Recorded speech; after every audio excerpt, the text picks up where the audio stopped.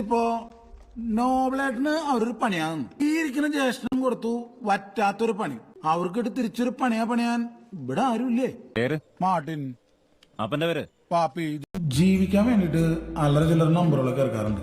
പലരുടെ അടുത്ത് പൈസ കടം വാങ്ങിച്ചിട്ട് നൈസായിട്ടാ മുങ്ങും. എന്റെ പേരിലൊരു 10-30 പെറ്റി കേസെങ്കിലും കാണും. പക്ഷെ അതൊക്കെ പല സ്റ്റേഷനിലായിട്ടാണ്. പണിയൊക്കെ ഉണ്ട്. പായസും അവന്റെ ശിങ്കിടിയോളും അതോടെ തീരും. അമ്മതിലൊരു പണിയുണ്ട്. പക്ഷെ ധൈര്യം വേണം. റിസ്ക് എടുക്കണം. റിസ്ക് ഇതിലെ കാരണൊരു അതും ഇവിടെ നോബിൾ മുതലാളിയല്ലേ? തൃശ്ശൂരുള്ള ഭൂരിഭാഗം ചിട്ടിക്കമ്പനികളും നോബിളേട്ടന്റേതായിരുന്നു. ചിട്ടിക്കമ്പനി ആകെ തകർന്ന് തരിപ്പണായിരുന്നു. പിന്നെ പോലീസും കേസും.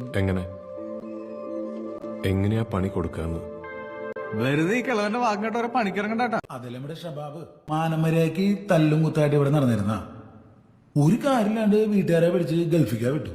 വിസ കൊടുത്തവൻ പണിയാൻ പറ്റിച്ചപ്പോ ദുബായ് ജയിലിൽ 10 മാസം കിടന്നു. ഒന്നും രണ്ടും അല്ല, കോടികള്. എണ്ണിയാലൊടുങ്ങാത്ത അത്ര കള്ളപ്പണ അവറ്റോടയില്. ഈ പണമൊന്നും ഒരു ബാങ്കിലും ഒരു അക്കൗണ്ടിലും പെടുത്താൻ പറ്റില്ല. പിന്നതെവിടെ? മാഷൊന്നും പറഞ്ഞില്ല. ഇതിപ്പോ പറയാനൊന്നുമില്ലല്ലോ, ചെയ്യാനല്ലോ. എന്തായാലും നല്ല പ്ലാനിങ് വേണം. പ്ലാനിങ് വേണം. ഈ കാണാണ് നമ്മുടെ ധർമാശുപത്രി. ചുറ്റിനും കടോള. ആസ്പത്രിയുടെ ബാക്ക് സൈഡില് തൊട്ടടുത്ത് പോലീസ് സ്റ്റേഷൻ. 3-ാം നിലയുടെ പ്ലാൻ പ്രകാരം ഇതിലേതെങ്കിലും ഒരു മുറിയിലാവും ഗഡിയോൾ ഐറ്റംസ് ഒളിപ്പിച്ചിട്ടുണ്ടാവും. ആസ്പത്രിയുടെ മുൻവശത്തോടെ അകത്തേക്ക് കയറാന്ന് വെച്ചാ ചിന്തിക്ക് പോലും വേണ്ട. പിന്നുള്ളൊരു വഴി ഹോസ്പിറ്റലിന്റെ ബാക്കിലൂടെ നേരെ മുകളിലേക്ക് കയറാന്നുള്ളതാണ്. സീനോട്ടാ, തൊട്ടടുത്താണ് പോലീസ് സ്റ്റേഷൻ.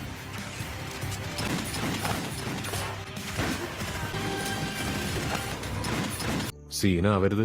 അന്ന് രാത്രി പോലീസ് സ്റ്റേഷന്റെ പിന്നിലേക്ക് ഒരൊറ്റ പോലീസുകാരൻ തിരിഞ്ഞു നോക്കരുത്. അതെങ്ങനെയാ? എന്റെ പേര് നാരായണൻകുട്ടി. എനിക്ക് ടൗണിലൊരു ഷോപ്പ് ഉണ്ടേ, ഇലക്ട്രോണിക് ഷോപ്പ്. പണ്ട് കുളിമുറിയിലെ സോപ്പൊട്ടിയിൽ ക്യാമറ വെച്ചാൽ പോലീസ് വഴിയുണ്ട്.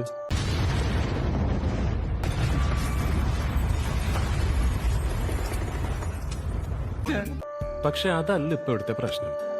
നമ്മൾ ആ മുറിക്കകത്ത് കേറിന്ന് വെക്ക, അതിനുള്ളിലെ ലോക്കറ് സലാമിനെ കൊണ്ട് തുറക്കാൻ പറ്റിയില്ലെങ്കിലോ? അപ്പൊ ആദ്യം അറിയേണ്ടത് എന്തുട്ടായിട്ട് അതിനുള്ളിൽ ഇരിക്കണെന്ന്. അതിനാളുണ്ടാ. നിങ്ങൾ പറഞ്ഞു വെച്ച് നോക്കിയ പയസിന്റെ ഓഫീസിൽ നിന്ന് ബായും കൊണ്ട് ഇറങ്ങിയ ആ കക്ഷിയില്ലേ, അത് നമ്മുടെ സേവിയറാ. അവനെ ഒന്ന് കണ്ടുമുട്ടിയാ ചിലതൊക്കെ അറിയാൻ പറ്റൂട്ടോ. നോബിളേട്ടാ, കൊണ്ടോണത് കാശ് തന്നെയാ. അതിന്റെ ഉള്ളിൽ എന്തോ ഒരു ലോക്കറ് ഔട്ട് പണിതിട്ടുണ്ട്. ആശുപത്രിക്ക് അകത്തൊരാളുണ്ടായിരുന്നെങ്കിൽ കാര്യങ്ങൾ എളുപ്പനെ. അന്നമ്മ അവൾ അവിടല്ലേ പണിയെടുക്കണേ?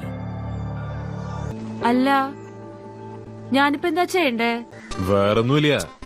നാളെ മുതല് പയസും ഫ്രാങ്കോയും ക്രിസ്റ്റിയും പിന്നെ അവരുടെ പെങ്ങളും നൈസിയും നമ്മുടെ ഒരു നിരീക്ഷണത്തിൽ ഉണ്ടായിരിക്കണം. ഇവരൊക്കെ ഓരോ ദിവസം എന്താ ചെയ്യണേ, എങ്ങോട്ടൊക്കെയാ പോണേ, ആരൊക്കെയാ കാണണേ ഒക്കെ നമ്മളറിയണം. സലാം പറയണത് വെച്ച് നോക്കുമ്പോ ഈ ലോക്കർ കുത്തിപ്പൊട്ടികളൊന്നും നടക്കണ കേസല്ലട്ടാ. മാത്രല്ല അതിന്റെ സെറ്റപ്പിനൊരു ജാതി ഇടപാടാ. ഒരു കീഹോളും 3 കീസും.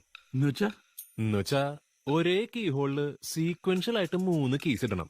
ആദ്യത്തെ കീട്ട് വലത്തോട്ട് തിരിച്ച്, രണ്ടാമത്തെ കീട്ട് ഇടത്തോട്ട് തിരിച്ച്, 3-ാമത്തെ കീട്ട് വീണ്ടും വലത്തോട്ട് തിരിച്ചാലേ ഈ ലോക്കർ തുറക്കൂ. കർണൻ, നെപ്പോളിയൻ, ഭഗത് സിംഗ്, ഇവർ 3 പേരുമാണ് എന്റെ heroes. You see the irony, don't you? 3 പേരും തോറ്റുപോയവരാണ്. അതുകൊണ്ട് പൊരുതി തോറ്റാലങ്ങ് പോട്ടെന്ന് വെക്കും ഞാൻ. പക്ഷെ കളിക്കുന്നത് എപ്പോഴും ജയിക്കാൻ വേണ്ടി മാത്രമായിരിക്കും. I always play to win.